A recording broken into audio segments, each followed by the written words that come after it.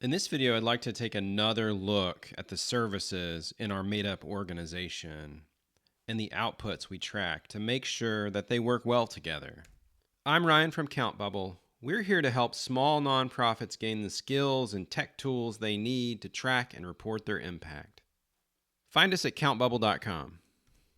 Okay, let's do a quick review of what we've learned so far. Outputs are the things you do or the services you provide. We also noted that outputs and outcomes are not the same thing, and we're focused on outputs right now. Outputs focus on the what, not the who. So they focus on the services you provide, not who you provide them to. Outputs are important because they're how you track your work, your services. This data can be used to tell donors and grant makers how you use the funds that they contributed. And finally, outputs are important because they allow you to ID trends and project the future. Now remember, we have been using a made-up organization to help us learn, the CountBubble Community Collective. You can see that our organization offers some services that are generally focused on basic needs, employment, and academic success.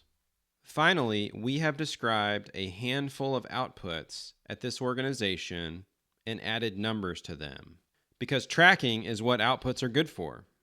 Now, if you look at our made-up organization, you might be able to see that there should be more outputs tracked than we listed as examples. Our list of output examples doesn't include financial assistance or computer skills training. Let's reorganize this list and match them up just to make it easier. Now that they're reorganized and matched up with emojis, what do you notice? Pause the video right here and take a second to look. I can see some challenges that might eventually be a problem. First, we don't have output examples for some of our services. If this were the real world, that would be a big problem. We need outputs to track all of the things we do, and CountBubble Community Collective, our made-up organization, doesn't have that. What else do you see? Did you notice that provided 100 outfits matches both the clothing service under basic needs and the work clothing service under employment? Take a look at the organization, you'll see it.